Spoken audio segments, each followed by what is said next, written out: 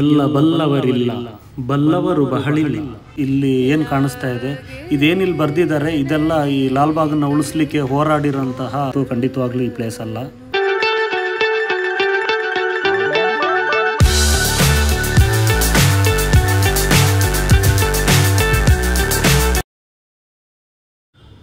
Subscribers ಎಲ್ಲರಿಗೂ ಗಣರಾಜ್ಯೋತ್ಸವದ ಶುಭಾಶಯಗಳು.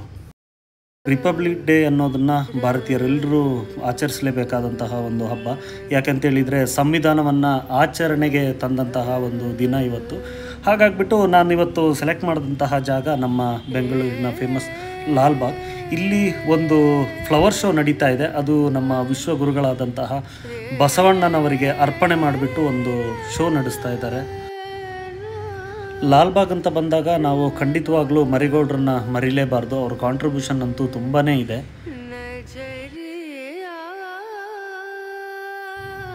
ಬೆಂಗಳೂರಿನಲ್ಲಿ ಕಾಗೆಗಳನ್ನ ನೋಡಬೇಕು ಅಂದರೆ ಖಂಡಿತವಾಗ್ಲೂ ಲಾಲ್ಬಾಗಿಗೆ ಬರಬೇಕು ಅಂತ ಅನಿಸುತ್ತೆ. ಈ ಶೋ ಇನ್ನೂ ಒಂದು 2-3 ದಿನ ಇರುತ್ತೆ. ಹಾಗಾಗಿ ನೀವೇನಾದರೂ ವಿಸಿಟ್ ಮಾಡೋರಿದ್ದರೆ ದಯವಿಟ್ಟು ಸ್ವಲ್ಪ ಅರ್ಲಿ ಮಾರ್ನಿಂಗ್ ಟೈಮಲ್ಲಿ ಬನ್ನಿ. ಇವತ್ತಿನ ಫ್ಲವರ್ ಶೋನ ಬಸವಣ್ಣನವರಿಗೆ ಅರ್ಪಣೆ ಮಾಡಿದ್ದಾರೆ. ಆ ಒಂದು ಉದ್ದೇಶಕ್ಕೋಸ್ಕರನೇ ನಾನಿವತ್ತು ಸ್ಪೆಷಲ್ಲಾಗಿ ಲಾಲ್ಬಾಗ್ ಬರಲಿಕ್ಕೆ ಕಾರಣ. ಯಾಕೆಂತೇಳಿದರೆ ಬಸವ ತತ್ವಗಳನ್ನು ಒಪ್ಪದೇ ಇರುವಂತಹ ವ್ಯಕ್ತಿಗಳು ಕಾಣಲಿಕ್ಕೆ ಸಾಧ್ಯವೇ ಇಲ್ಲ. ಯಾಕೆಂತೇಳಿದರೆ ಬಸವ ತತ್ವಗಳು, ಬಸವಣ್ಣನವರು ಹೇಳಿರುವಂತಹ ಒಂದೊಂದು ವಿಚಾರಗಳು 1130, 1190 ಈ ಕಾಲಘಟ್ಟ ಅಂತ ಹೇಳಿದರೆ ಆವಾಗ ಅವರು ಬಸವಣ್ಣನವರ ವಚನಗಳು, ಅವರು ಹೇಳಿರುವಂತಹ ಸಿದ್ಧಾಂತಗಳು ಇವಾಗ ಯಾವ ರೀತಿ ಮನುಷ್ಯನ ಜೀವನದಲ್ಲಿ ಇವಾಗ ಅಪ್ಲೈ ಮಾಡ್ಬೋದು, ಅಪ್ಲಿಕೇಬಲ್ ಆಗುತ್ತೆ ಅಂತ ಹೇಳಿದರೆ ಅವರು ಹೇಳಿದಂಥ ಕೆಲವು ವಚನಗಳು: ಕಳಬೇಡ, ಕೊಲಬೇಡ, ಹುಸಿಯ ನುಡಿಯಲು ಬೇಡ, ಮುನಿಯ ಬೇಡ, ಅನ್ಯರಿಗೆ ಅಸಹ್ಯ ಪಡಬೇಡ, ತನ್ನ ಬಣ್ಣಿಸಬೇಡ, ಇದಿರು ಹಳಿಯಲು ಬೇಡ, ಇದೇ ಅಂತರಂಗ ಶುದ್ಧಿ, ಇದೇ ಬಹಿರಂಗ ಶುದ್ಧಿ, ಇದೇ ನಮ್ಮ ಕೂಡಲ ಸಂಗಮನುಲಿಸುವ ಪರಿ. ಈ ವಚನದ ಎಕ್ಸ್ಪ್ಲನೇಷನ್ನು ಏನಾದರೂ ಇವಾಗ ಹೇಳಿದರೆ ಒಂದು 100 ಪೇಜ್ ಬರಿಬೋದು, ಅಷ್ಟು ಅರ್ಥಗಳು. ಅದು ಒಂದು 4 ಲೈನ್ ಇರ್ಬೋದು, ಬಟ್ ಅದಕ್ಕೆ ಇರುವಂತಹ ಅರ್ಥಗಳಿದೆಯಲ್ವ, ಅದನ್ನು ಎಕ್ಸ್ಪ್ಲೈನ್ ಮಾಡಲಿಕ್ಕೆ ಖಂಡಿತವಾಗ್ಲೂ ಒಂದು ಸಣ್ಣ ವಿಡಿಯೋದಲ್ಲಂತೂ ಸಾಧ್ಯನೇ ಇಲ್ಲ. ಬಸವಣ್ಣನವರು ಒಂದು ಕಡೆ ಹೇಳ್ತಾರೆ, ದಯವಿಲ್ಲದ ಧರ್ಮದಾವುದಯ್ಯ, ದಯ ಬೇಕು ಸಕಲ ಪ್ರಾಣಿಗಳಲ್ಲಿ, ದಯವೇ ಧರ್ಮದ ಮೂಲವಯ್ಯ. ಎಲ್ಲ ಧರ್ಮದ ಮೂಲ ಸಿದ್ಧಾಂತ ಏನು ಅಂತ ಹೇಳಿದರೆ ದಯೆ ಇರಬೇಕು. ದಯೆ ಅನ್ನೋದು ಇಲ್ಲದೇ ಇರುವಂತಹ ಧರ್ಮವೇ ಇಲ್ಲ ಅನ್ನುವಂತಹ ಅತಿ ಮುಖ್ಯವಾದ ಅಂಶನ ನಮ್ಮ ಬಸವಣ್ಣನವರು ಆವಾಗಲೇ ವಚನ ರೂಪದಲ್ಲಿ ಹೇಳಿಬಿಟ್ಟಿದ್ದಾರೆ. ಲಾಲ್ಬಾಗಲ್ಲಿ ಇದೇನು ನೋಡ್ತಾ ಇದ್ದೀರಾ, ಇದು ಯಾವುದೂ ಆರ್ಟಿಫಿಷಿಯಲ್ ಅಲ್ಲ. ಇದೆಲ್ಲ ಪ್ಲ್ಯಾಂಟ್ನಿಂದ ಎಲ್ಲ ಅರೇಂಜ್ ಮಾಡಿರುವಂತಹ ಒರಿಜಿನಲ್ ಹೂಗಳೇನೆ ಇದು.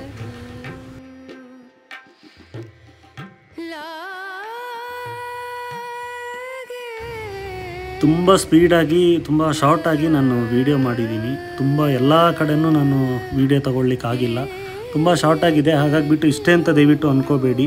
ದಯವಿಟ್ಟು ಇದನ್ನು ಒಂದು ಬಂದು ವಿಸಿಟ್, ಬ್ಯಾಂಗ್ಳೂರಲ್ಲಿ ಯಾರಿದ್ದೀರಾ ದಯವಿಟ್ಟು ಬಂದು ಒಂದು ವಿಸಿಟ್ ಮಾಡಿ. ಯಾಕೆಂತೇಳಿದರೆ ನಿಮ್ಗೆ ಇವಾಗ ಇದೇನು ಕಾಣಿಸ್ತಾ ಇದೆ, ಇದು ಯಾವುದೂ ಆರ್ಟಿಫಿಷಿಯಲ್ ಅಲ್ಲ.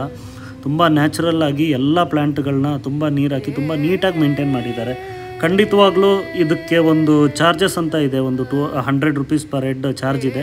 ಬಟ್ ನಿಜವಾಗ್ಲೂ ಅದು ವರ್ತಿದೆ, 100% ವರ್ತಿದೆ, ಅದರಲ್ಲಿ ನೋ ಡೌಟ್.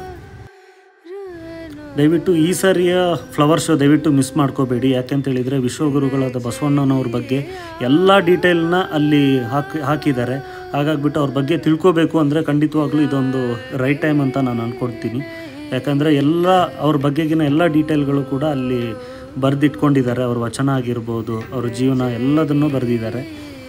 ಮಹಾದೇವಿಯವರಾಗಿರ್ಬೋದು, ಅಲ್ಲಮ ಪ್ರಭುಗಳಾಗಿರ್ಬೋದು, ಇವ್ರ ಬಗ್ಗೆ ಎಲ್ಲ ನಾವು ಓದಿದ್ದು ಶಾಲೆಯಲ್ಲೇ. ಅದಾದಮೇಲೆ ಮತ್ತೆ ಇವಾಗ ಅವ್ರ ಹೆಸರು ಕೇಳ್ತಾ ಇದ್ದೀವಿ.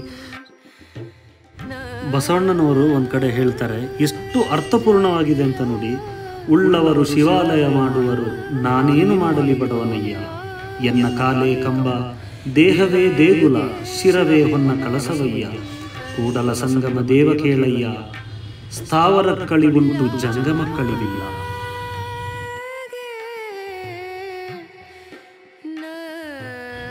ಬಸವಣ್ಣನವರ ವಿಚಾರಗಳು, ತತ್ವ ಸಿದ್ಧಾಂತಗಳನ್ನ ಜೀವನದಲ್ಲಿ ಅಳವಡಿಸ್ಕೊಳ್ಳಿಕ್ಕೆ ಅವನು ಯಾವುದೇ ಒಂದು ಧರ್ಮದವನಾಗಿರಬೇಕಾಗಿಲ್ಲ. ಪ್ರತಿಯೊಬ್ಬ ಧರ್ಮದವನು ಕೂಡ ಬಸವಣ್ಣನವರ ತತ್ವ ಸಿದ್ಧಾಂತಗಳನ್ನ ಜೀವನದಲ್ಲಿ ಖಂಡಿತವಾಗಿಯೂ ಅಳವಡಿಸ್ಕೊಳ್ಳೇಬೇಕು.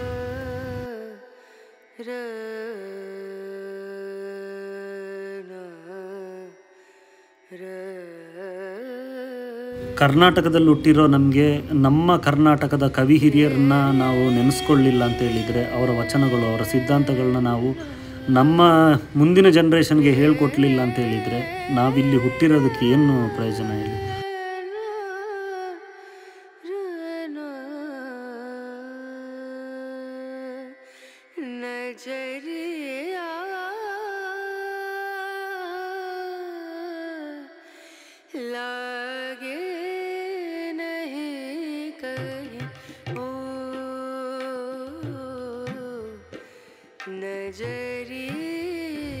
ಶಾಲೆಯಲ್ಲಿದ್ದಾಗ ಓದಿದ್ದು ಅಕ್ಕ ಮಹಾದೇವಿಯವರು ತಮ್ಮ ದೇಹವನ್ನು ಫುಲ್ಲು ಕೂದಲಿನಿಂದಲೇ ಮುಚ್ಚಿದ್ದು ಅಂತ. ಅದರದ್ದು ತುಂಬ ಚೆನ್ನಾಗಿರೋ ಹಿಸ್ಟ್ರಿ ಇದೆ. ಅದಕ್ಕೆ ಇವಾಗ ಟೈಮ್ ಇಲ್ಲದೆ ಇರೋದ್ರಿಂದ ನಾನು ಅದನ್ನು ಫುಲ್ ಎಕ್ಸ್ಪ್ಲೈನ್ ಮಾಡೋದಿಲ್ಲ. ವಿಶ್ವಗುರುಗಳು ಹೇಳ್ತಾರೆ, ಎಲ್ಲ ಬಲ್ಲವರಿಲ್ಲ, ಬಲ್ಲವರು ಬಹಳಿಲ್ಲ, ಬಲವಿಲ್ಲ ಬಲ್ಲವರಿದ್ದು, ಸಾಹಿತ್ಯ ಎಲ್ಲರಿಗಲ್ಲ ಸರ್ವಜ್ಞಾನ.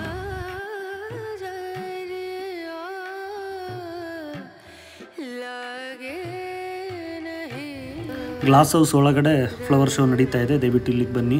ಅದೇ ರೀತಿ ನಾನು ಬೆಳಿಗ್ಗೆ ಹೋಗಿರೋದ್ರಿಂದ ಸ್ಟಾಲ್ಸ್ ಯಾವುದೂ ಓಪನ್ ಆಗಿಲ್ಲ.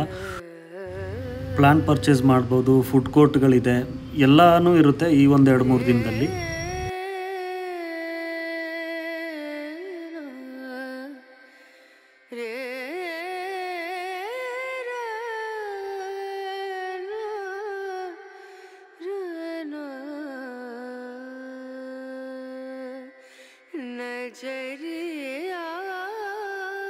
ಲಾಲ್ಬಾಗಲ್ಲಿ ಮುಖ್ಯವಾಗಿ ಒಂದು ಜಾಗ ಇದೆ.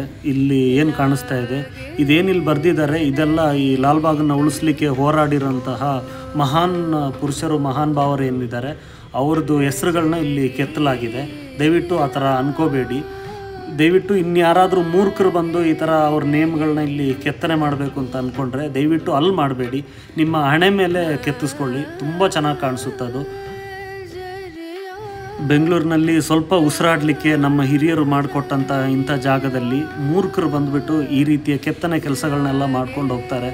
ದಯವಿಟ್ಟು ಈ ಥರ ಸಾರ್ವಜನಿಕ ಸ್ಥಳಗಳಲ್ಲಿ, ಸಾರ್ವಜನಿಕ ಜಾಗಗಳನ್ನೆಲ್ಲ ಈ ರೀತಿ ಮಿಸ್ಯೂಸ್ ಮಾಡಲಿಕ್ಕೆ ಹೋಗಬೇಡಿ. ಇದೆಲ್ಲ ನಮಗೆ ಸಿಕ್ಕಿರುವಂತಹ ನಮ್ಮ ಆಸ್ತಿ ಇದು. ಅಕ್ಕ ಮಹಾದೇವಿಯವರು ಒಂದು ವಚನದಲ್ಲಿ ಹೇಳ್ತಾರೆ, ಹಸಿವಾದರೆ ಊರೊಳಗಡೆ ಭಿಕ್ಷಾನ್ನಗಳುಂಟು, ತೃಷೆಯಾದರೆ ಕೆರೆ ಬಾವಿ ಹಳ್ಳಗಳುಂಟು, ಶಯನಕ್ಕೆ ಹಾಳು ದೇಗುಲಗಳುಂಟು, ಚೆನ್ನ ಮಲ್ಲಿಕಾರ್ಜುನಯ್ಯ ಆತ್ಮಸಂಧಾನಕ್ಕೆ ನೀನೆನಗುಂಟು. ಇದೆಲ್ಲ ನಾವು ಉಳಿಸಿದ್ರೆ ನಮಗೆ ಉಂಟು. ಇದನ್ನೇ ಅವರು ಆವಾಗ ಹೇಳಿರೋದು.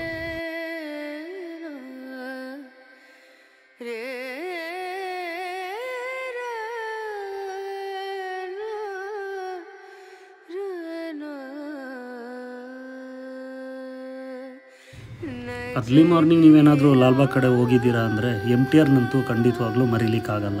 1920ರಿಂದ ಸ್ಟಾರ್ಟ್ ಮಾಡಿದ್ದಾರೆ. ಅದ್ಭುತವಾದ ಫುಡ್ಡು.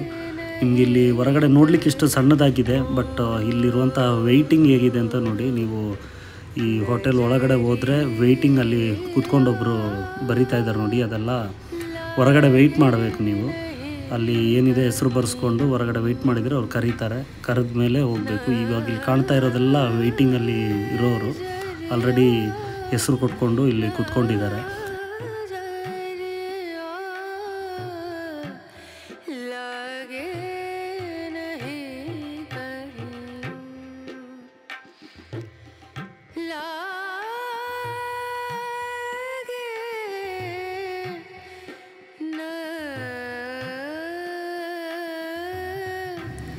ಈ MTRನ ಫುಡ್ಡುಗಳು ತುಂಬ ಅದ್ಭುತವಾಗಿರುತ್ತೆ. ಆ ಟೇಸ್ಟನ್ನು ಅವರು 1920 ಅಂದರೆ ಅವತ್ತಿಂದ ಇವತ್ತಿನವರೆಗೂ ಆ ಫುಡ್ಡು ಕ್ವಾಲಿಟಿ ತುಂಬ ಚೆನ್ನಾಗಿ ಮೇಂಟೈನ್ ಮಾಡ್ಕೊಂಡು ಬಂದಿದ್ದಾರೆ. ಆದರೆ ಎವ್ರಿಡೇ ರೆಗ್ಯುಲರ್ಗಂತೂ ಖಂಡಿತವಾಗ್ಲೂ ಈ ಪ್ಲೇಸ್ ಅಲ್ಲ, ಯಾಕಂದರೆ ಸ್ವಲ್ಪ ಎಕ್ಸ್ಪೆನ್ಸಿವ್ ಇದು. ಹಾಗಾಗಿಬಿಟ್ಟು ಏನಾದರೂ ಈ ಥರ ನ್ಯಾಷನಲ್ ಫೆಸ್ಟಿವಲ್ ಏನಾದರೂ ಇದ್ದರೆ ಅವತ್ತೊಂದಿನ ಹೋಗ್ಬಿಟ್ಟು ಇದನ್ನು ಟ್ರೈ ಮಾಡ್ಬೋದು. ರೆಗ್ಯುಲರಾಗಿ ನಿಮ್ಮ ಹತ್ರ ನಾನು ಹೇಳೋ ಥರ ನನ್ನ ವೀಡಿಯೋಗಳು ಇಷ್ಟ ಆದರೆ ದಯವಿಟ್ಟು ಸಬ್ಸ್ಕ್ರೈಬ್ ಮಾಡ್ಕೊಳ್ಳಿ. ಏನಾದರೂ ನಿಮ್ಮ ಸಜೆಷನ್ಸ್ ಇದ್ದರೆ ಕಮೆಂಟ್ ಮಾಡಿ ಹೇಳಿ. नजरिया